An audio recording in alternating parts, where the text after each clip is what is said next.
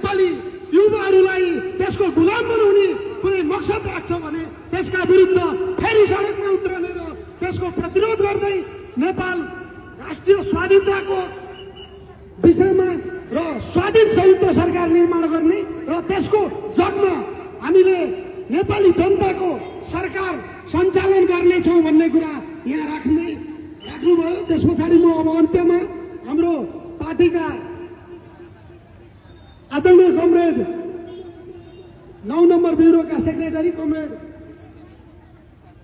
चिन्तामणि पौडेलको निर्देश अनुसार यो बैठकका यो कार्यक्रमका सभापतिको निर्देशनमा यो सभा समापन भएको जानकारी गराउँछु र म यहाँ तपाईहरुको बीचमा केही नारा लगाउँछु।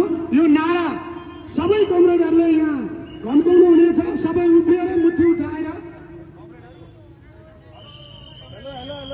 सबै कमरेडहरू यहाँ अगाडि उभिनु मैले अनुरोध गर्छु। वीर शहीदहरू लाल सलाम, वीर शहीदहरू लाल सलाम, वीर शहीदहरू लाल सलाम।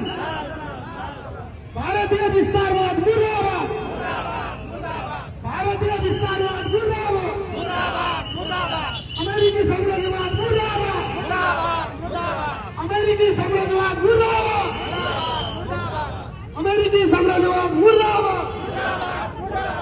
वैदेशिक हस्तक्षेप बन्द गर, वैदेशिक हस्तक्षेप बन्द गर, वैदेशिक हस्तक्षेप बन्द गर।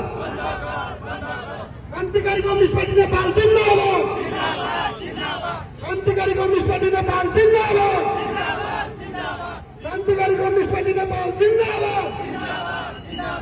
नयाँ जनवाद वैज्ञानिक समाजवाद जिन्दाबाद, नयाँ जनवाद वैज्ञानिक समाजवाद जिन्दाबाद, नयाँ जनवाद वैज्ञानिक समाजवाद जिन्दाबाद। कठपुतली सरकार खारेज कर, स्वाधीन संयुक्त सरकार गठन गरौँ, स्वाधीन संयुक्त सरकार गठन गरौँ। वीर शहीदहरू लाल सलाम, क्रान्तिकारी कम्युनिस्ट पार्टी नेपाल जिन्दाबाद, क्रान्तिकारी कम्युनिस्ट पार्टी नेपाल जिन्दाबाद। धन्यवाद, लाल सलाम।